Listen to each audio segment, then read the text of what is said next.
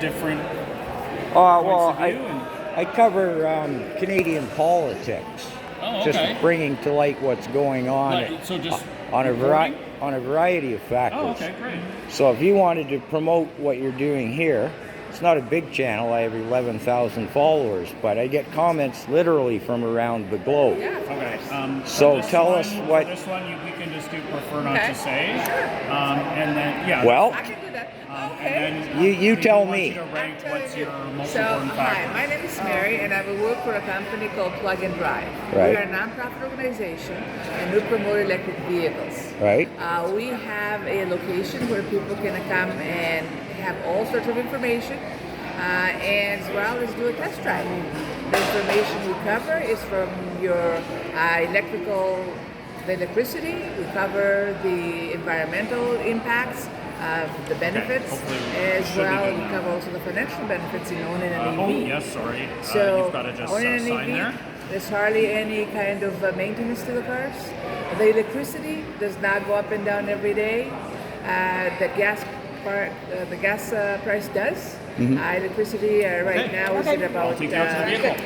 7.4 cents a kilowatt hour. You said gas goes down. I think you're. gas does not go down. Yeah. No, Okay. no. Just wanted to clarify that. No, the gas does not go down. So- Electricity went down. Yes. So you're a non-profit organization. Non-profit So what? Donations? So we have sponsors who have sponsored us. Donations, sure. Okay. But mainly we work with a sponsor. We work with the auto industry. We work with the electricity industry. We work with the people who make chargers, the people who have an interest in having a sustainable town, country. Right. So how big is your organization? I mean, are you Canada-wide? We or- are. You are. We are Canada-wide. We only have one place where we start, but what we also have is 2 mobile units. With our mobile units, it's called the EV Education Trailer, the MEET. And with those, we take them across country. We have one in the west. We've been to BC for a couple of weeks last year. We went to Alberta with it, several cities there. And people come and get the education, do the test drives there. We've been to New Brunswick with the mobile unit, out east. We were there for 7 weeks last year. And then we took it across Ontario to Mississauga, to Wellington, up to Bruce Peninsula. We go wherever we're invited and wherever education is needed about electric cars. Okay. But we also go into the schools and provide the program for the schools that is for their specialist high skills majors. And so they get a certificate of EV awareness as part of their requirements for their courses. Okay. So how many people are involved in your organization? So the main focus, the people are about 5 people who run the organization, but we also have our independent contractors. So those vary. When we move the meat from place to place, we hire local people to run it. Okay. So we go across country, we hire people locally. I see. I see. What kind of an annual budget would you have? That's a good question. It's beyond my understanding. I don't know that. Right. Okay. So you're, of course, pro EV. Yes, Right. So you believe we have climate crisis? we do. We do. Okay. Now, there's a lot of controversy that the grid can't support increasing EV use. What's your opinion on that? I'm sorry, what was that? The grid? The electric grid. Where do we get the electricity from? Right. Can our grid support an increase in EV Okay. use? So 60% of our electricity in Ontario here comes from the nuclear power plants. Yes. They're considered green because there's no emissions. The Yes. whole thing with the EVs and all that is to do with reducing the greenhouse gas emissions. 24% of electricity comes from hydro.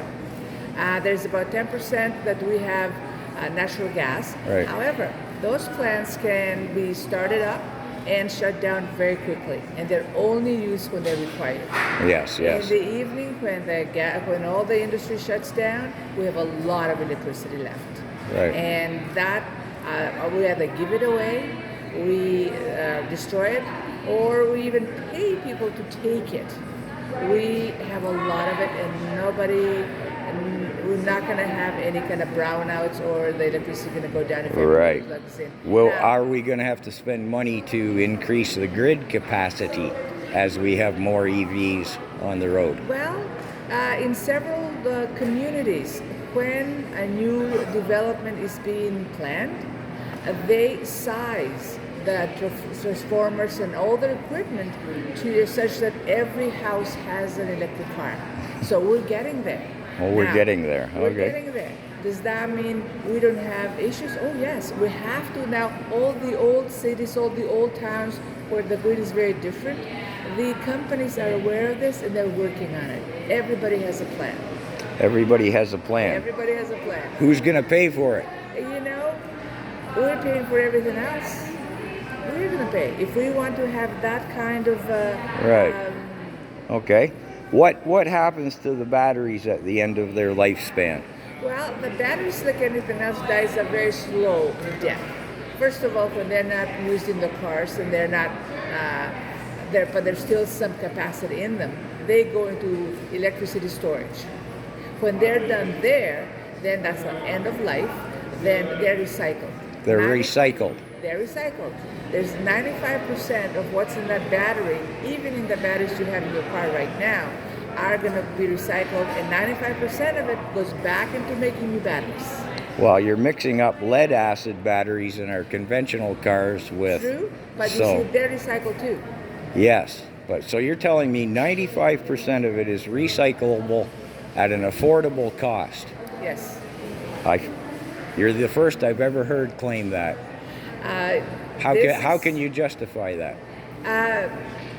When we, right now, we're at the beginning. At the beginning, this is a 10-year, 15-year industry. Right. We have to do mining. We have to get here in Ontario and in Canada, we have all the different materials required to make the batteries.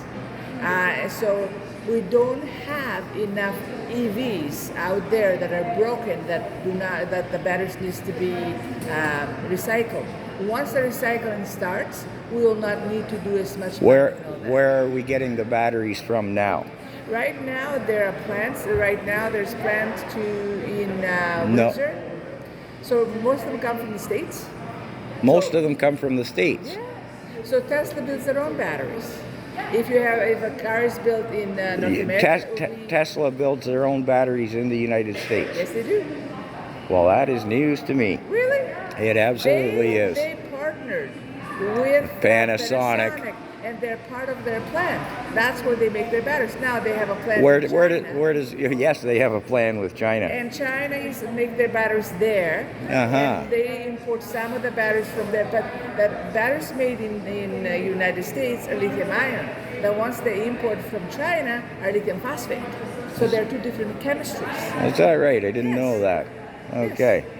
And they're both 95% recyclable, you claim. Yes. How can you substantiate that? Is there a website or something I can go to? You can go to LI Recycle. It's a company here in Toronto that does recycling.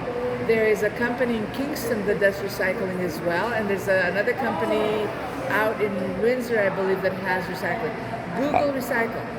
Okay, I will. Are they subsidized, these recycling outfits? They're not. Not that I'm aware of. Not that you're aware of. No, but what's subsidized is the plants that are going to be building the EVs here. Volkswagen just announced a plant in St. Thomas. Oh, yeah. That is subsidized, but also the Ford plant in Oakville is subsidized. Yes. To go, and then also GM is subsidized. Mm-hmm. But Tesla is not. Yes, indeed. Okay. So you think we can provide the electricity? Yes. You think they're green? When it comes to greenhouse gas emissions, it's green. How so?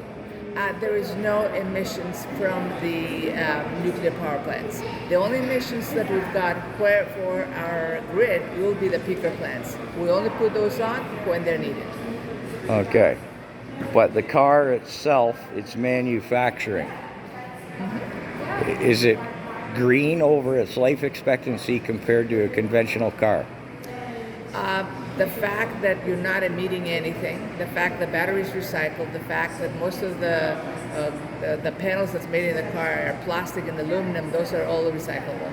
And right now, we recycle our cars as it is, the gas cars. Mm-hmm. We can certainly recycle the electric cars. Okay. Well, I appreciate your time. And what about 15-minute cities? Do we need those? I'm sorry? 15-minute cities, your opinion on those? I don't know what a 50-minute city is. You don't know what a 15-minute city is? If you're talking about if you can walk from your house to 15 minutes to go to work or anything like that, well, that'd be nice. That would be nice. Okay. Appreciate your time. Thank you. You're welcome. Wow, that one's thoroughly hypnotized. I didn't see any point in getting into a debate whether EVs are good. She doesn't know what a 15-minute city is. There we go.